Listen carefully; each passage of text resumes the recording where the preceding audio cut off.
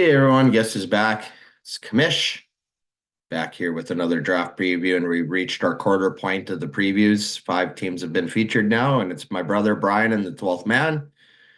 Obviously, an original owner, a guy that's up there in career wins, but the career wins happened early on. The competition got better, and your record hasn't been as good over the last, I guess, say 4 to 5 years with the increased competition. The other part of that is obviously you and I have talked at length about our experience and thoughts about the NFL.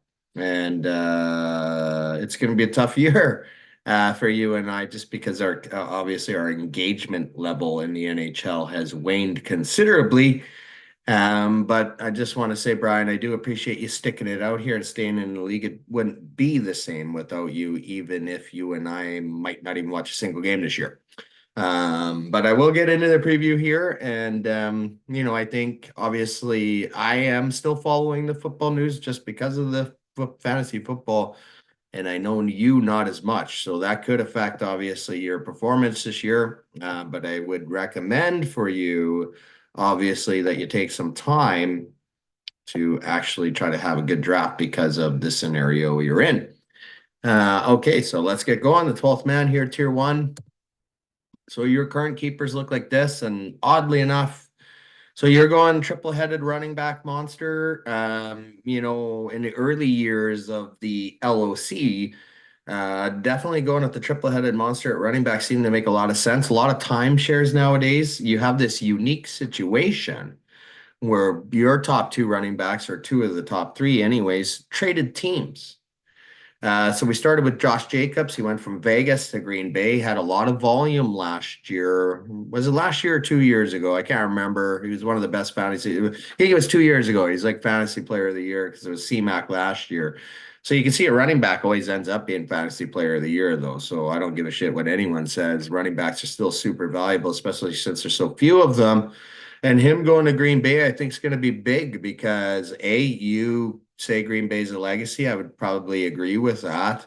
The other side of the equation here is it is Jordan Love. I mean, the guy had a good 8 games. All of a sudden, he's being heralded as one of the best quarterbacks in the league. The NFL is funny. It makes me laugh because, you see these guys have 8 good games and then they get these huge contracts, right? Like Brock Osweiler and all these other frickin' bums that have come down the road. And, I just stopped paying attention to this stupid bullshit now. Aaron Jones is next on your list, Minnesota Vikings. Again, here's a team that's going to have Sam Darnold under center. But I do think Darnold's going to have a good year. I do, with Justin Jefferson there. I think Darnold's going to have a comeback year, but Aaron Jones is going to be a part of that. And I know a lot of people, there's a lot of hype lately for Ty Chandler as a good handcuff in mini. Could very well be. Aaron Jones had some injury problems last year, over the last couple of years, I believe, for you, which is a bit of a concern. But, when you go from basically a guy that's in the middle of his career, Jones near the twilight, and now we got a guy that's just beginning, and Kenneth Walker, running back off your favorite team, Seattle. Obviously, Zach Charbonnet is there as well, but I think Kenneth Walker is the lead back there. Won't say true, excuse me, won't say true number one, but he is the lead back there. I do agree with you keeping Khalil Shakur, wide receiver, Buffalo. Stephon Diggs is gone now, so there's an open competition there in Buffalo. The only fear there, a lot of receivers there. They brought in veterans, Mac Hollins, Chase Claypool. I know what you think about Chase Claypool, but doesn't mean a guy can't resurrect his career in a new environment. And I could see Chase Claypool resurrecting his career with Josh Allen at quarterback, to be perfectly honest with you. But Khalil Shakur is being heralded by some as the WR1 there. So I think obviously it's the right move for you. Your fifth keeper is Matthew Stafford. This one I'm a little bit more iffy on just because of his injury history. Guy's one hit away, I think, from being done. But at the same time, it is a great offense. It's Sean McVay as what you could call, I guess you could say, legacy head coach, right? He was on there with Hard Knocks with his wife, and that was good enough to make him legacy. IDP, Fred Warner, Mr. Reliable for San Francisco, a team that's obviously going to be near the top again in the NFC, you got to think. And because of that, Fred Warner should be the catalyst back there on the defense, and he is the main guy there to get the tackling volume. So I think that's a great IDP keeper. Here's where things get fun for you. So your draft pick scenario this year looks solid, and you did this in a bit of a strategic way in the terms of how you just acquired picks. And I still think you have five good enough keepers to roll forward. So I know you and I have talked about, okay, well, if you get that pick early on, you got to go with that rookie keeper. So I mean, Susie's going Marvin Harrison. So then depending on how True North goes, and I know True North is of the mind that he will pick the rookie. I think he should go veteran just because I think True North has better keepers than you and is in a better position potentially to win the league this year. But if he goes Malik Neighbors, then that's going to put you in a tough spot because I know you're not going to go Roman Dunze. Jonathan Brooks, in my opinion, would be a huge mistake, just because I don't think he's going to come back from the ACL, like some people are forecasting. Like he'll be there, but he's not going to. We know anyone running back coming back from the ACL does not come back explosive. The only guy that did was AP, okay, an AP special. He hit his kids, right? Like he knows the violent way. Anyways, like I do like your draft though, Brian. You got five picks in the first three rounds. And then you got 2 and 7. So you have a chance to build your IDP core, your flex core on offense early on. And I think that, I think you have to study for the draft this year, bro. I know you haven't been paying attention, but you better start paying attention. And you know me, I'm not going to give you information for free, never have, just for all the other competitors out there listening. But you do have it's 13 picks in the first 10. So that's better than what we saw with True North, who had 12 and 10. And then going to rounds 11 to 20, you have another 12 picks there. So 13 and 12, so 25 picks in the first 20. And then you're done the draft at pick 478, round 24. So you can log out early, which I know is going to make you happy. I know you don't have the same level of excitement for this year's draft as years prior, just like myself, just because of our thoughts on the NFL and just how ridiculously fake it is. But I think it's going to be a pretty good year for you if you do put a little bit of time into just figuring out what's going on out there. And this is where it's going to get interesting here for your likely first pick. So again, if True North doesn't go Malik Neighbors, I think that's your pick, because I think your team is good, but I still think you need that rookie keeper. If he goes Malik Neighbors, I think your hand's forced because you're either going to have to go King Henry and go quad monster at running back, which would be pretty awesome, or you got to go Debo because you have no other wide receivers. It's that simple. Sean's got you going King Henry or Romeo and Dunze.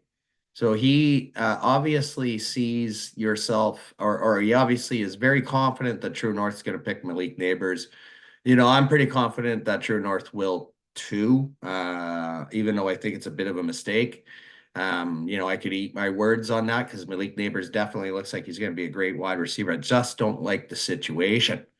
And that's the only reason I would go against it. But for you, I think it would make more sense than True North. But I think either or, picking two or three, whether True North or yourself gets King Henry, I think I would have a hard time seeing King Henry get out of the top three, even though he's really only a win now guy for this year. So that's the challenging situation for you. Is if you had to pick a guy like King Henry, could you still get that rookie in round two with one of those picks? You probably could, right? You probably could get a guy like just somebody who's not as well known, like an Xavier Leggett or I don't know if any of those other guys would be around, like Brian Thomas, and then probably not. But there's definitely opportunity to get a rookie in the second round. Potential storylines here. So Sean says if things go well, he sees you being in the championship game, which I think is pretty awesome.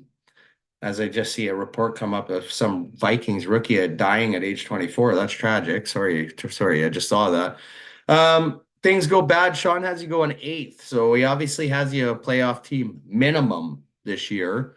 And for myself, I have, if things go well, I see you making the playoffs for sure. And if things go bad, I got you in the consolation sitting around 12 or 13th. And again, that's only if things go bad. If Khalil Shakur is a bum and Matthew Stafford gets hurt, right? Then I think you'd be in trouble. But the picks will bring you out of it. If you can just nail good picks. And again, Brian, if I could encourage you to do a little bit of research as soon as training camps start, just to see who's doing well, it would be best served in your interest just because of the draft pick scenario you put yourself in. I mean, this is a chance for you to contend. And Sean's take on it is another excellent pick situation, just like True North.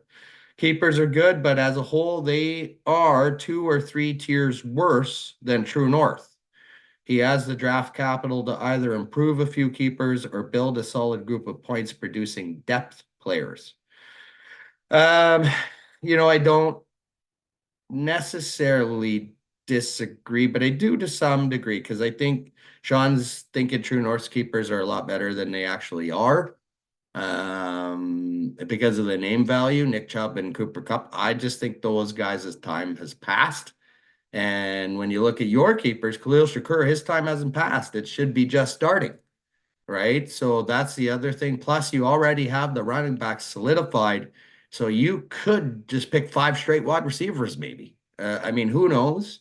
But I think from my perspective, I don't think your keepers are 2 or 3 tiers worse. And I honestly think you have a legit chance to be a solid team this year and really compete. And I'm happy to see it because obviously Susie built her team up to compete as well this year. So it'll be good to see you guys battling in our division this year. I personally feel I'm biased, of course, but I personally feel we have by far the best division in the league. But I know a lot of other owners would definitely argue me on that. But I just think we have probably um, just if you look at the trade activity of the owners in our league, it's always been fairly strong. So I love it. Brian, again, I know it's going to be tough this year for both of us, right? When it comes to watching the league this year, we both obviously have talked at length about how, this past year in the NFL was just, if you can't see it now, I don't know what to tell you, but anyways, we will still continue with the fantasy because it is fun. It does give us something to talk about once in a while, bro. And yeah, just do a little bit of research this year. Have a better draft than you did last year. Lots of things going on last year and year prior. But this year, let's get shit done. And I want to see you in there in at least top three. Have a good year, bro.